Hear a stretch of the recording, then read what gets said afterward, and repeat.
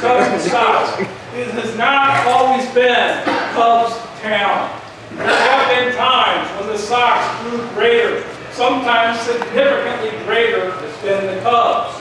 Even as recently as the early 90s, now granted, this is a spike from the opening of New Comiskey. But you also had two very good teams anchored by Frank Thomas, Jack McCowell, Robert Ventura, all those things like that. What you see is a gradual buildup of Cubs, which is the blue, and what you see are pretty rapid ups and downs. The White Sox attendance is far more responsive for whatever reason. If they're not winning, they're not showing up, that halo effect lasts maybe a year. The Cubs halo effect lasts until we win the pennant. So, I'm 53. I think I still might Hey, question. Do you think part of that is because baseball fans all over the country have on the bucket list Wrigley Field, so yes. So did that help them? That's a big part of it. The other big part of it is being on WGN nationwide for 30 years. I mean... Well, that's changing. Oh, it's already changed. Yeah. I've got another question. It's so hard on a nationwide network. Yeah. Don't you think, though, that the neighborhood where the Sox play has a lot to do with people not blocking there all the time? But that's not accurate. It's not even close to being accurate. We had a SABR meeting there. It's a reputation. The perception's there. I don't dispute perception. You're right about that. But there's no, I don't know. I mean, the only reason you can think that is if you've never even been close to it. Out of towners have that perception. I'm sure they do. You know, you think south side, we're only, 3,500 south. It's not, I mean, you're not even that far south from the museum. You never see that.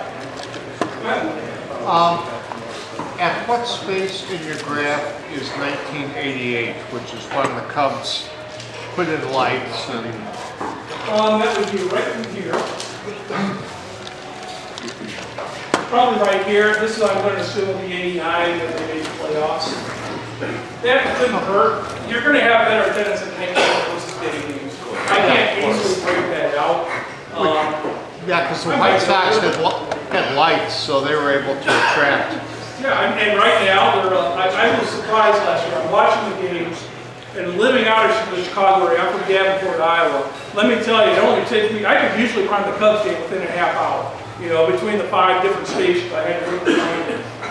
But I was shocked at the number of night games that were last year until I realized they have 43 this year, if I'm not mistaken. You know the number of times they're up to 43 night games we're going to have right now, and I think, and either that's what we're going to, or that's what we're going to be at by next year, up from the 30 when it started. So they're increasing the number of night games. Every night game is going to be that much more of a bump. Well, you know, one of the other things with your capacity issue there, if I remember right as a kid, the Cubs used to advertise, I thought it was 22,005 tickets on sale the day of the game. Yeah, they used to have a great walk-up, and same thing with the Brewers. Many people in the old County Stadium days, you would walk up, they had 20 ticket windows, I think, right there parallel to first base. Probably every baseball park. Yeah, they were all lined up, where now it's so much on the season tickets. Well, now it is because a lot of it has already been sold. I mean, when you look at this general, I mean, if I were to show you the Yankees, and I could if you wanted to, even the Yankees in the 50s were drawing 15,000, 20,000 people. When you can't get people in the major metropolitan area to come see Mantle and Berra and Whitey Ford, they're going to come see the Sox in the mid-50s? I mean, before they got good? I mean, it's a bit of, I can understand it. Now, do you think that attendance is going to be affected because of the high ticket prices at a certain point? You're ahead of me a little bit. You're ahead of me a little bit because I used to go out. I will give you the quick answer that I definitely think it would be. And I'll admit that by saying I don't see how I can't. I'll illustrate that. This is where I start asking questions and I say, I look at this right here, and I go, man, look at that nice little run-up. Man, baseball's going okay. All right, we've had a rough economy these last couple of years, but I bet it can come back. And then I plot it against the major metropolitan areas, basically the 28, 27, whatever metro areas we have, because we got 2 teams in New York, San Francisco, LA, and Chicago. So 26 metropolitan areas. And I see something pretty flat. So what I'm seeing, this is being driven in large part by population increase, by the fact that we're no longer the nation of 150 million that we were in 1950, but of 325 million in 2015. That number is relatively flat. Now, when I came up with this, like I said, that was a pretty major breakthrough for me. I saw something that I thought I was illustrating pretty clearly that I had not been able to illustrate very clearly before. And so I was able to make some points I didn't think I could make. I don't like to brag, but I don't let it stop me. So every now and then, Dan Hirsch writes for Sporting News. He had seen me put out one of these charts regarding one of the teams. And so he says, hey, can you give me a little bit more information? So I did. And so that was seen by somebody else that follows me. And I think on this day, appropriately enough, like I said, I don't like to brag, but sometimes I do get humbled, because every now and then when you get shown appreciation by somebody and they tell you that what you've done is pretty good work, then I'm going to go ahead and take it to heart, So it means a lot to me that he follows me in the first place, and I really don't know why he does. But, I just, every now and then, when you see appreciation for your work, it does make me feel good. I'm going to finish up with some general things that will address your questions in general. Like I said, I'm 53. You know what baseball does every time I turn on the TV? It says, thank you, Scott. You dropped the average viewing age by turning on your TV. The average viewing age for the World Series, this came out in the Wall Street Journal in 2013, was 54 years old. That's the average. So there's going to be a lot on the higher side, but not much on the low. I love the title of this. Hey, we're younger than golf. There's your Martian tribe right there. We're younger than golf. You look at the NBA, it's under 40. NHL, not even a bit. NHL is younger than football, which I find surprising. And then you see baseball sitting here pushing close to 55. They're still happy with me. I got it a couple of years before they tell me I can't watch anymore, so I'm going to drive the numbers in the wrong direction. You look at social media. I was bored one Sunday in 2013, and I said, how many followers do each of the major league teams have? So I started tracking that. So what I have here, these are all the billions. Major League Baseball, it's Facebook. These are Facebook followers. Sorry that it doesn't come through on the screen. Major League Baseball had 37 million Facebook followers in June of 2013. I just checked these numbers again. It's now up to about 16 million followers on Facebook. Twitter is dwarfed. Twitter, usually, there's pretty strong. Facebook has 5 to 10 times the reach of Twitter. Except for when we were at Beyond the Box Score, we got about 8 times the reach on Twitter than we did on Facebook.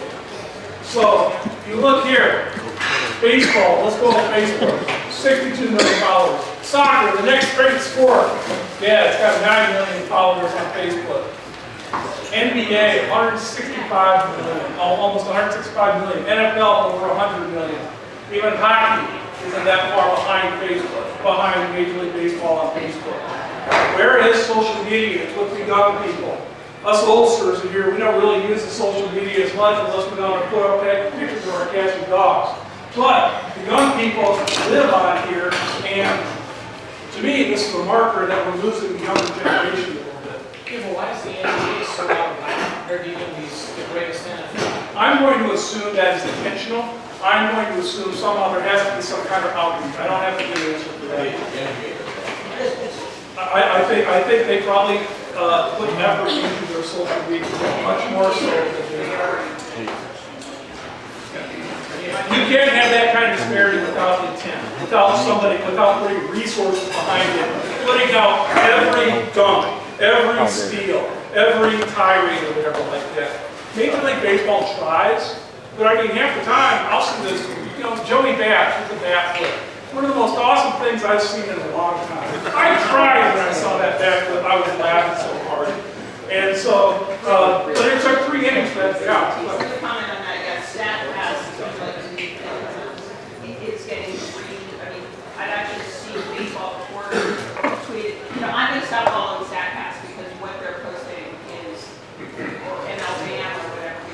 when they're posting really is useless. So MLB is not catching on, and they totally have, separate apps for, they actually really have separate apps for separate teams.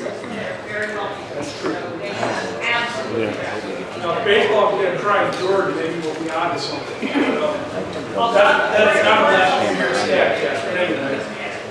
We were gonna say something else.